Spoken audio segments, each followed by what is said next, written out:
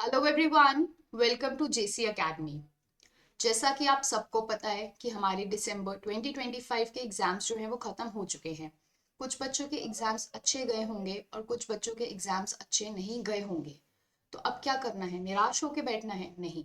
हमारा जून 2026 में एग्जाम दोबारा कंडक्ट होगा, तो हमें उसके लिए अब जी जान से मेहनत करनी है। सो आज की इस वीडियो में मैं आपके लिए 6 मंथ्स का एक कंप्लीट रोड मैप लेकर आई हूँ कि अगर आपका जो टारगेट है वो जेआरएफ है या नेट है, तो आप उसको कैसे अचीव कर सकते हैं इन 6 मंथ्स की प्रिपरेशन के साथ। अगर आप इस चैनल पे नए हैं तो इस चैनल को सब्सक्राइब जरूर कर लीजिए। I am your paper one faculty Aradhana Tagotra and I have cleared my JRF in management subject in December 2024 with an all India rank of 23। If I talk about the pattern of UGC NET examination, there are 50 questions. ठीक है, और ये जो 50 questions होते हैं ये common होते हैं। जितने भी हमारे सब्जेक्ट्स हैं, अराउंड 83 सब्जेक्ट्स आर देयर जहाँ पे हमारे यूजीसी नेट का एग्जाम कंडक्ट किया जाता है। सो 83 सब्जेक्ट्स में जो ये पेपर वन होता है, इसका जो सिलेबस होता है वो सबके लिए कॉमन होता है। 50 questions, each of 2 marks, accounts to 100 marks.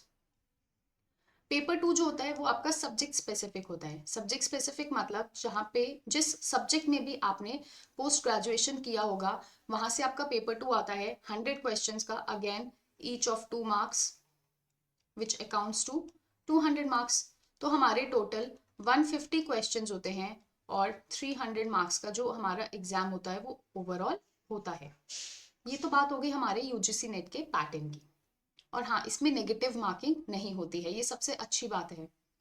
अगर मैं बात करती हूँ पेपर वन के स्ट्रक्चर की, तो पेपर वन में हमारे 10 यूनिट्स होते हैं, which is a combination of जहाँ पे आपकी रीजनिंग भी लगती है, आपका एप्टीट्यूड भी चेक होता है और आपका थ्योरेटिकल नॉलेज, फैक्चुअल नॉलेज भी चेक होता है। सो 10 यूनिट्स कौन कौन से होते हैं हमारे? Teaching, research, reading comprehension, communication, mathematical aptitude, logical reasoning, data interpretation, ICT, people development, environment and higher education system. अब देखिए, ये जो 10 यूनिट्स हैं इनको कुछ स्पेसिफिक थीम्स के अकॉर्डिंग डिवाइड किया गया है। अब जैसे अगर आप बात करते हैं लॉजिकल रीजनिंग की, रीडिंग कॉम्प्रिहेंशन की, मैथमेटिकल रीजनिंग और डेटा इंटरप्रिटेशन, ये कुछ ऐसे यूनिट्स हैं जहां पर आपको रेगुलर प्रैक्टिस चाहिए, आपको डेली प्रैक्टिस करनी ही होगी। ऐसा नहीं आप करेंगे कि हाँ पेपर से 1 महीना पहले हमने पढ़ना शुरू किया and we are done with it, ऐसा नहीं होता है। यहाँ पे आपको रेगुलर प्रैक्टिस चाहिए। क्यों? क्योंकि यहाँ पे आपकी जो जितनी आप प्रैक्टिस करेंगे उतनी आपकी कैलकुलेशन फास्ट होगी। अगर मैं बात करती हूँ लॉजिकल रीजनिंग की, तो हाँ इसमें कुछ थ्योरी भी आता है। It is a combination of theoretical as well as practical knowledge. तो logical reasoning RC, mathematical reasoning and data interpretation it requires regular practice. अगर मैं बात करती हूँ स्टैटिक और सीए की, सीए इज करंट अफेयर्स, जहाँ पे कुछ ना कुछ 1 या 2 क्वेश्चंस आपको करंट अफेयर्स के दिख जाते हैं। वो आते हैं हमारे ICT, higher education and people development environment. ये ऐसे हैं जहाँ पे आपको रटना पड़ेगा।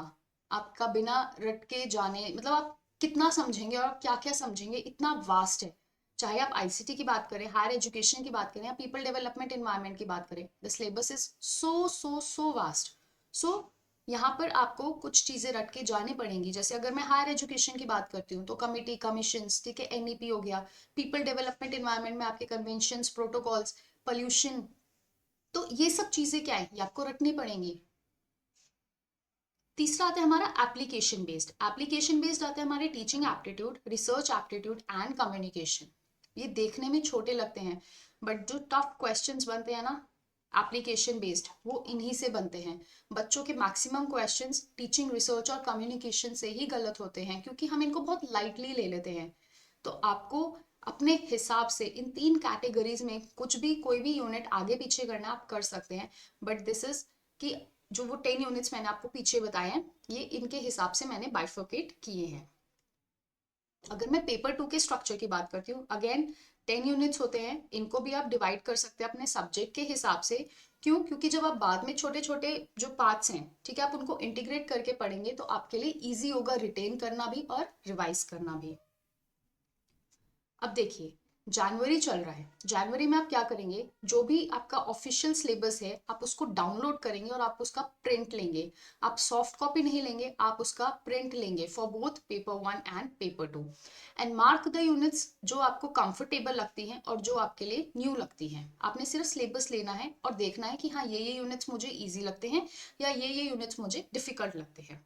उसके बाद आपने क्या करना है, एनालाइज करना है PYQs को। कैसे, जो फर्स्ट वीक होगा ना, आपको लास्ट 5 years के पेपर्स गो थ्रू करने हैं, आपको सिर्फ और स्किम करने हैं पेपर्स, आपको स्किम करने हैं, आपको सॉल्व नहीं करने हैं। आपको सिर्फ क्या देखना है कि उनकी लैंग्वेज कैसी आती है और कितने डेप्थ में वो जो टॉपिक है या वो क्वेश्चंस है वो पूछे जाते हैं। उसके बाद आप फाइनलाइज करिए अपनी बुक्स को और ऑनलाइन रिसोर्सेज को और एक रियलिस्टिक टाइम टेबल बनाइए। ऐसा नहीं आप उठते 10 बजे हैं और आप टाइम टेबल 5 बजे से बना रहे हैं, वो तो कभी फॉलो नहीं होगा। सो एक रियलिस्टिक टाइम टेबल बनाइए। अगर आप वर्किंग हैं आप उस हिसाब से बनाइए, आप मैरिड हैं आप उस हिसाब से बनाइए, आपके पास जितने आवर्स बचते हैं पढ़ने के लिए। So make a realistic time table. अब इस स्टेज पे you have to avoid resource hoarding. Resource hoarding मतलब यहाँ से भी पढ़ लिया, यहाँ से भी पढ़ लिया, यहाँ से भी पढ़ लिया, ऐसा नहीं करना है। आप एक सब्जेक्ट के लिए, अगर जैसे आप पेपर 1 पढ़ रहे हैं तो you have to stick to 1 teacher, maximum 2, उससे ज्यादा नहीं। क्योंकि आप देखिए ऑनलाइन रिसोर्सेज बहुत ज्यादा अवेलेबल है, आप एक टॉपिक डालेंगे ना आपको 100 वीडियोस मिल जाएंगी, बट आपको वो नहीं करना है। आपको क्वालिटी पढ़ना है, आपको क्वांटिटी नहीं पढ़नी है। So you have to prefer quality over quantity, ये बात आप याद रखेंगे। तो जनवरी में आप यही सब चीजें करेंगे and daily goal should B 3 to 4 hours of study, और आगे आगे हम ये जो टाइम पीरियड है ये हम बढ़ा देंगे। फेब्रुअरी में आपने क्या करना है, you have to start with teaching aptitude and research aptitude for conceptual clarity. क्योंकि यहाँ पे एप्लीकेशन बेस्ड क्वेश्चंस भी आते हैं, आपके कंसेप्ट्स बहुत ज्यादा स्ट्रांग होने चाहिए। सिर्फ ऊपर ऊपर से पढ़ के जाएंगे आपका एग्जाम नहीं क्लियर होगा। साथ साथ में आप मैथमेटिकल रीजनिंग, लॉजिकल रीजनिंग और डेटा इंटरप्रिटेशन की हर दिन everyday you have to practise. अगर आप एवरीडे नहीं कर सकते आप ऑल्टरनेट डेज कर लीजिए, but you have to start practise it from February. Paper 2 के लिए आप 30 to 40% का जो आपका सिलेबस है आप वो पढ़ना स्टार्ट कीजिए, ठीक है। And concentrate on the heavy units. जो भी आपके हैवी यूनिट्स हैं जहां से आपको लगता है कि मैक्सिमम क्वेश्चंस पूछे जाते हैं, आप पहले उनको पढ़ना स्टार्ट कीजिए। नोट पिकिंग के लिए स्टार्ट क्रिएटिंग 1 पेज समरीज, क्योंकि आप पढ़ना स्टार्ट कर ही रहे हैं तो साथ साथ में आप 1 पेज की summary, flow charts, mind maps, आप ये सब चीजें भी बना सकते हैं। Daily goal should B 4 hours, यानी 1.5 hours for paper 1 and 2.5 hours for paper 2। आप जो ये टाइम है आप इसको एडजस्ट कर सकते हैं अपने हिसाब से। फिर आता है हमारा मार्च। मार्च में आपने higher education, ICT, people development, environment और कम्युनिकेशन स्टार्ट करना है।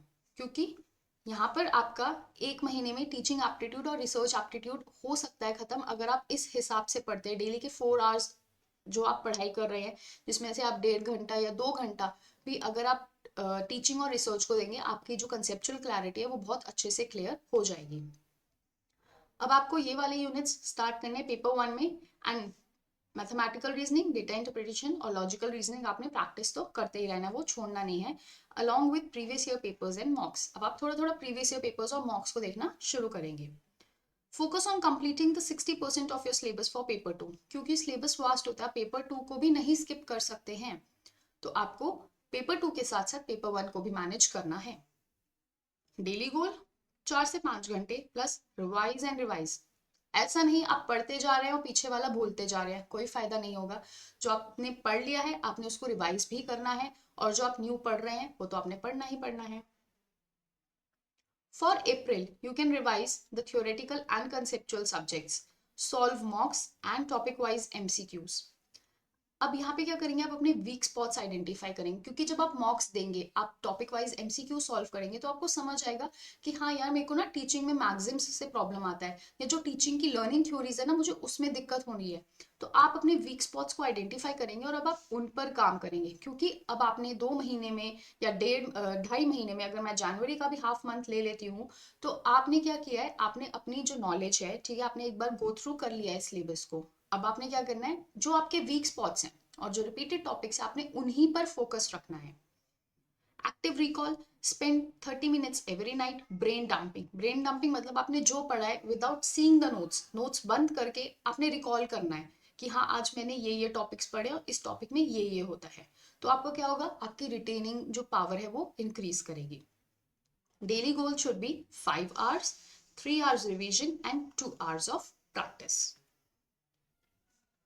अब मई में आपने क्या करना है, revise and strengthen your weak areas by constantly evaluating mocks. Mocks तो आपने छोड़ना ही नहीं है, मॉक्स आपने देना ही देना है, ठीक है। आप चाहे हर हफ्ते, ठीक है, एवरी वीक एक मॉक दीजिए और उसको एनालाइज भी कीजिए। ये नहीं आप मॉक दिए जा रहे हो और कुछ आगे एनालाइज नहीं कर रहे हैं, आपने जो मॉक्स दिए हैं आपने उसको एनालाइज भी करना है। Again you have to practise the questions, revise your study material. अब आपका रिविजन स्टार्ट हो जाना चाहिए। Work on the method of elimination, जैसे हम आपको बताते हैं मल्टीपल स्टेटमेंट ऑप्शंस है, जो नेगेटिव स्टेटमेंट्स है, जैसे अगर ए बी सी है, ठीक है, बी नेगेटिव है तो आप उसको काट दीजिए, तो ए और सी में से फिर आपको चूज करना है। So this is the method of elimination. अब आपने इस पर काम करना है। टाइम मैनेजमेंट स्ट्रैटेजीज और टैक्टिक्स, आप जब पेपर सॉल्व कर रहे हैं तो आपने टाइम कैसे मैनेज करना है वो भी आपको सीखना है। Solve at least the last 10 sessions of previous year questions. NT often repeat the themes if not exact questions. अगर exact questions repeat नहीं होते हैं तो जो themes होते हैं, जो concepts होते हैं वो repeat होते ही होते हैं, क्योंकि syllabus तो limited है ना। Analysis is the key. For every 3 hours you spend on a mock test, spend 2 hours analyzing why you got the answers wrong. क्या आपको नॉलेज नहीं थी या फिर it was just a silly mistake? आपको मॉक्स का एनालिसिस करना ही करना है, it is a must, it is not an option, it is mandatory. फिर आता है हमारा जून।